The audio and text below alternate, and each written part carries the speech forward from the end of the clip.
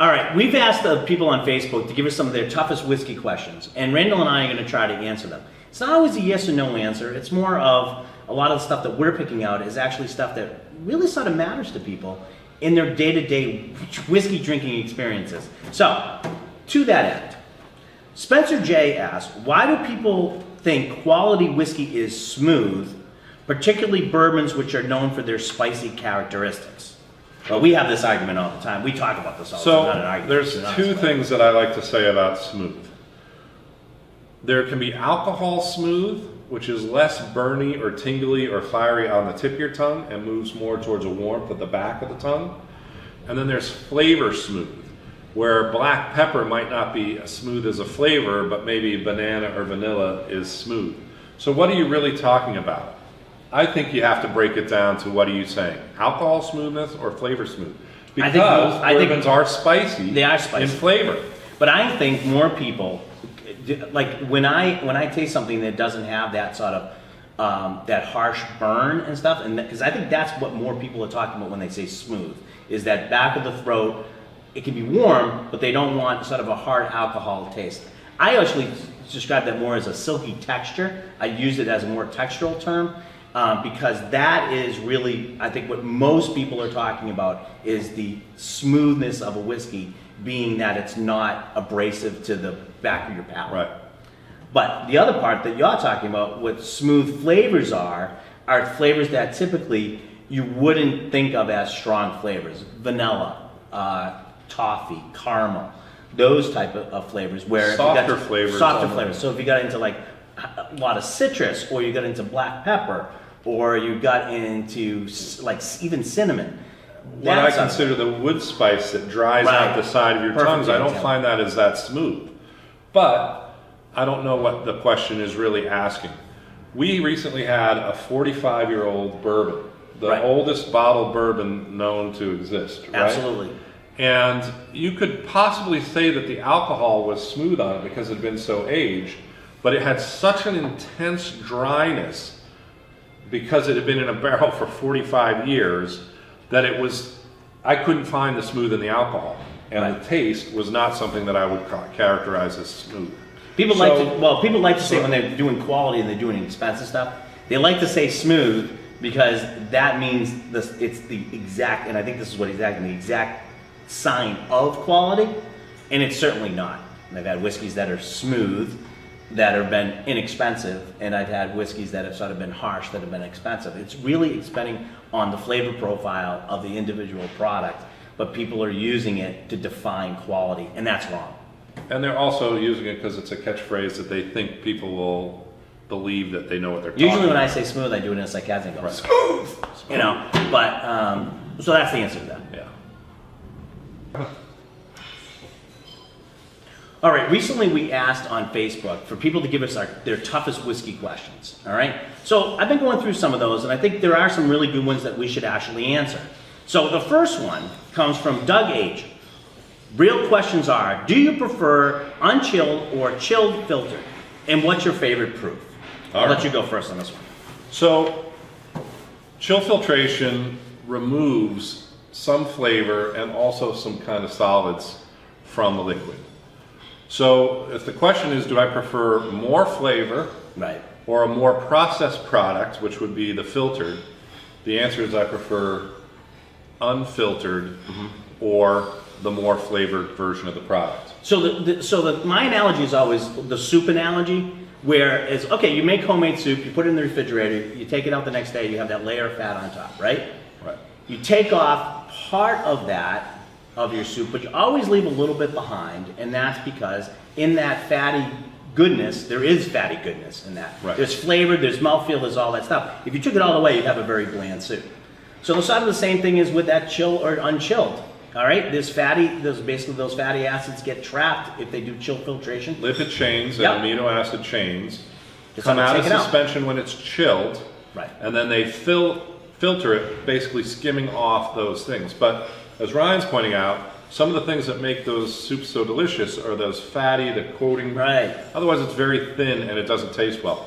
Now, there's an argument on whether it actually makes a difference in the taste, but I'm going to say If Well, you had just a for choice mouthfeel alone. between processed or unprocessed, Right, there's the big. why wouldn't you just do unprocessed if you can?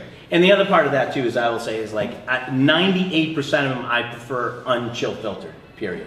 Okay. There are some distilleries that have made some different products that have sort of like basically have accounted for that chill filtration and have basically adjusted for it. And I've had their unchilled products and I actually prefer their chilled ones better. But that's the exception and not the rule. I'd rather go for, like you said, the unprocessed stuff. Yeah. Now the question about proof strength is, by law, you're going to have to be at least 40% alcohol by volume or 80 proof in the States here, right? You're not as called a whiskey. Right. So I guess the question that wasn't directly asked is, do we prefer a different level of proof Right. strength? And I think that anything that's barrel strength or higher than 50% ABV, meaning 100 proof or higher, Right. you don't want to have, you want to be able to add water and bring it down to the tasting strength that you enjoy, right? It's more like your own little personalization of that taste.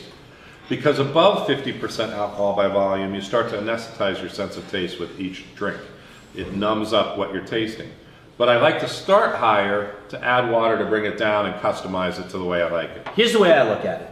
Think of cask strength or anything that's over 100 proof as whiskey concentrate. Right. Okay? You're going to bring that down a little bit. I probably drink most of my stuff that are cask strength probably around the 100 proof mark. Just, my general feel of how I'm getting it. But I get to control that rather than somebody else telling me what my drink level should be. So around 100 proof, but I like to take cask strength and bring them down to that. Drinking at cask strength, like you said, is sort of a silly idea. And alcohol by volume is a more accurate way to kind of Sure. describe it, the percentage of 50%. alcohol. So has to by law be a minimum of 40, but if I can get it hotter and Ryan can get it at cask strength, then that's how we prefer it. All right. So we've asked on Facebook for people to give us their toughest whiskey questions. Randall and I have been going through these. And although there have been some really good whiskey questions, there are a lot of yes, no, here's how it goes things. And we're sort of looking at some of these and going like, wow, that was funny. That was asked a couple different times in a couple different ways. And we've sort of broken the essences down on some of these things. And we actually want to sort of help explain some of the things that happen in the whiskey industry. And they're sort of common questions that we got. So here's sort of one, and I think it allows for a good explanation. Jeff N asks, your thoughts on flavored whiskeys? Okay. All right, so there you go. Thoughts All on right, flavored whiskeys? Let's start on this. First thing is, all whiskeys are flavored. If you look at it from one point of view, it goes into the barrel clear and with a distillery characteristic, and it comes out of the barrel with aging, changed in color, Yeah. and also changed with many consider 60 to 70% of the flavor coming out of the barrel or the wood that it's stored in. So it's all wood flavored. Correct. Okay. So the question I think that they're asking is, what do you think about artificially flavored or adjunct flavored whiskeys, adding things like honey, adding things like cherry or other flavors into the whiskey? No, because maybe even we could talk cinnamon. about, right, we could actually even talk Red about, hops, we right. could even talk about, the different barrel finishings, if that's going. You can even start talking about peat. Right. And the use of peat is that flavoring. So, I mean, I think let's that take there all are of it. I think they're natural asking- processes Right. that you can kind of fall under. This is the way they did it, and this is why it became the flavors Like of the whiskey. sort of a tradition, Peat, historical and stuff right. like that. Okay. Distillery processes and barrel kind of being the exception. Right. However, if you're adding stuff like cinnamon red hots, honey, That's everything. Right. Just real. Other Let's talk about flavors. real flavorings. Okay. So here's sort of my take on it. Being in the retail world, flavors are that innovation, the flavor of the week is sort of things that actually drive brands and actually can even drive categories. So here's sort of my take on it. I don't so much have a problem with things flavored as long as you can taste the whiskey itself in there. In the bag. In other words, if I could have used vodka to achieve the same result, then I'm against it. But if you still drink that process, let's say it's honey flavored, but I can still take the background of whiskey, I'm okay with that. And here's why. And I think it's important to ask, why are you okay with it? Because here's the thing. because you're like a drug dealer. Yeah, so I just want more people to. No, but it does bring people to the category. So Right, there once are. you get a taste of it, you feel that the people will come back for the real whiskey, as opposed to the flavored, as you start to grow past that. Well, that's true, because your flavor changes, and that background flavor of whiskey for most people, as their palates mature, is something that they look for. And I'm going to give you a great example in the wine industry. Most people who drink big reds, really involved white wines and stuff like that, and have tried all the stuff, at one time or another were either white Zinfandel drinkers, or they were like, lethal milk drinkers. They were drinking with like the candy wines of the time, and as their palates grew, some people, it never changes, but a lot of them, as their palates grew and they wanted some of those less sweet and more of those, those earthy, savory, other flavors that are going on in the products, actually started moving towards less sweet wines. It's the same thing. A lot of people, when they try coffee for their first time, they put tons of sugar and milk into it. So there's kind of like a gateway wine. It's like a gateway. Opened up to other wines that most people have a more stamp of approval. Right. So I think it's bringing more people to the table, and it's allowing guys like you and me and women out there that are into whiskeys and stuff like that, it's allowing us to have that conversation about whiskey. It's allowing us to say, like, well, I don't like certain whiskeys. Well, you haven't tried them all. It opens that door that we can actually talk to somebody and maybe actually convince them that there might be some goals better than just having a cinnamon flavored bomb that they're going to shoot, rather than something that they can sip and think about. I'm going to say that there's a category for that. It's called liqueurs or cordials. I get it. Do not attach whiskey to it, because whiskey is defined as that flavor's coming from the barrel and the color's coming from the barrel. And there are many famous whiskey-based cordials and liqueurs, Drambuie being a Scottish one that's very famous, absolutely, been around for decades, that don't put themselves in the same whiskey aisle. I mean, you could, as a store owner or as a bar keep with your bottles lined up in the back, put it together, but as a category, it's generally found under liqueurs or cordials. And I think that that's where a lot of that stuff should lie. But do you think that, like, do you understand what I'm saying with the vodka? Oh, yeah. There are like, many, if you can do other ways of doing it, let's say you're still drinking get that flavor, cinnamon red hot flavored whiskey. How long can you drink that before you're like tired of that and then transition into it? There may be some hoping people that some people, they'll never do it, but there's other ones. There's other that are going to be like, okay, I'll take less than 1%. How's that? I'll take less than 1% that eventually go over to whiskey, because that's more people that drink whiskey, and they're going to appreciate the stuff that we like. All right, there you go. All right, so we're answering some of the toughest whiskey questions that people are asking us on Facebook. And Michael S., toughest or most controversial? He's going to put an extender in there. Here's mine. Is it okay to add ice to whiskey? Why or why not? I don't like anybody telling me how I should consume products, whether it's food or the way that I drink stuff. So if you really enjoy your whiskey with ice, that is correct for you. There are many people that love to tell you their opinion on what you should be doing. It's more of an opinion. But I am not a big fan of people butting into my business of that I'm drinking or tasting. Well, I agree with you wholeheartedly on that one. It's your drink. Drink it however you want. Somebody can poo-poo it and say, like, oh, you shouldn't be doing that. They can have theirs their way, and you have yours their way. Here's the thing is, Jimmy Russell, master distiller, over like 60 years. I've seen him on a hot day fill a glass full of ice and pour his bourbon in there and drink it just fine. He's going to forget more about whiskey and the distillation process than I'll probably ever learn. So if it's okay with him, why can't it be okay with everybody else? Many whiskeys respond very well to water or a single cube of ice being added to it. It really is for you to determine what is best for you. So the easy answer is yes and no. Depends on what you like. So we on Facebook have been basically asking people to give us their toughest whiskey questions.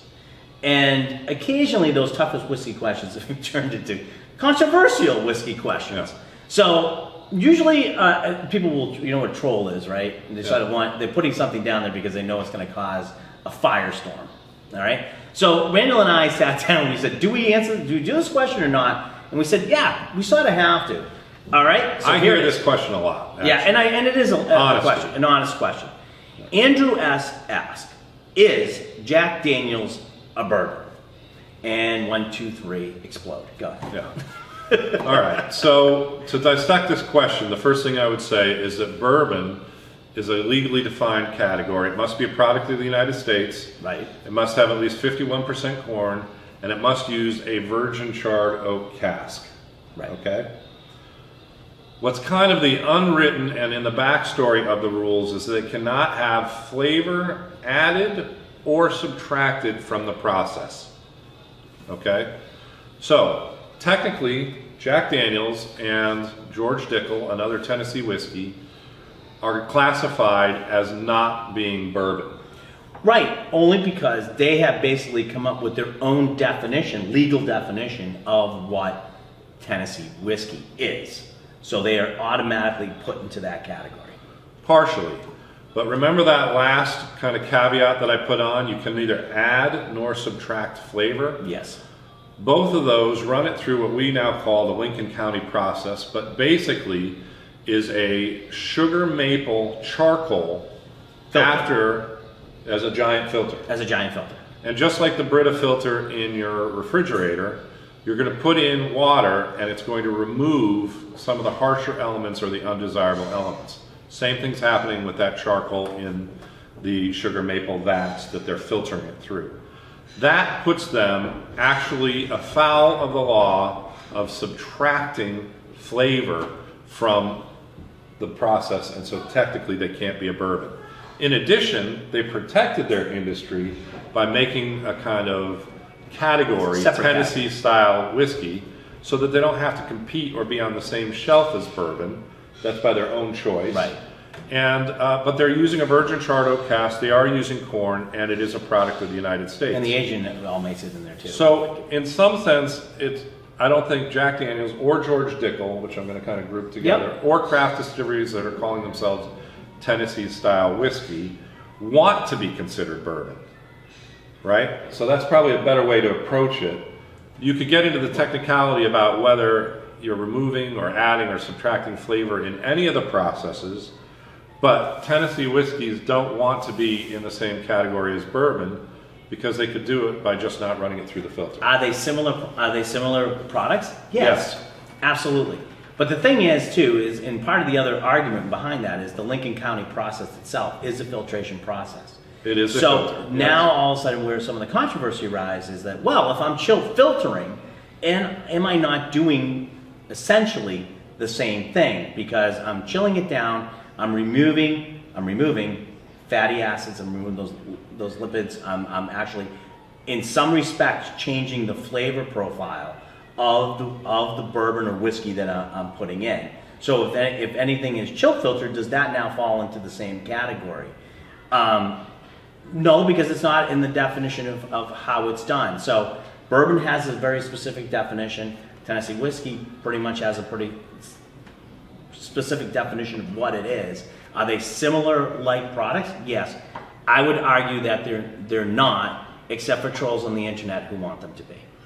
Yeah, and I would also add, just very briefly at the end of that, both of those groups, Tennessee whiskeys and bourbons, want to be in a separate category. Right. It's not that they're trying to blur the line or do some kind of magic to confuse the consumer.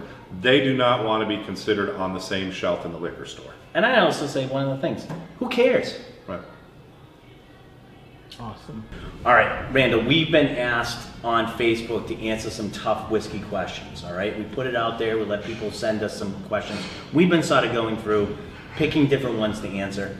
Here's one that I think you're gonna like. Okay. All right? Bruce A wants to know, why add water to the whiskey rather than whiskey to the water? Or does it matter? Your chocolate got in my peanut butter. My peanut butter is in my chocolate. To me, that's a death warrant. I'm allergic to that. All right. But I'm going to assume that this person is asking a serious question. I mean, let's instead go of on just that trying assumption. Trying to be coy with the question. Right. Adding water to a whiskey in small quantities can open up the flavor of the whiskey and really bring a lot of the aromatics forward and dial back some of the alcohol burn.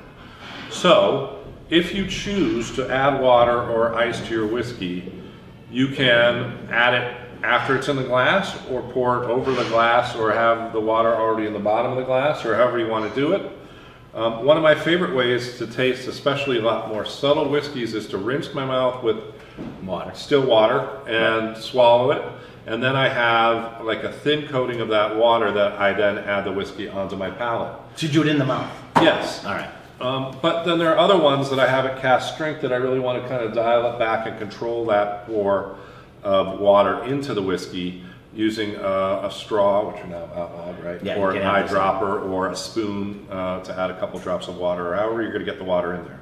So it doesn't matter which comes first. It's not the chicken or the egg Well, scenario. it matters how much you want to put in. Just remember, Right. you can't, once you put it in there, you can't take it out. Right. So that's why adding in a small amount at a time. Or I really like I'm going to call it the mouth method, for lack of words. Palate rinse. The palate rinse. That's sort of a really good way to just get, basically the smallest amount of water into the equation that you can start seeing if you want to add more water to the whiskey itself. We talked about this as an early one. I always look at like cask strength whiskeys as like whiskey concentrates, where I bring them down to like a flavor profile that I like, and I add just enough water to get it there, and I keep tasting it. So I sort of know after a little bit where I like that certain Add a whiskey. drop, add taste, Right. add a drop, add taste. That way you can't go can't- past the point of no return.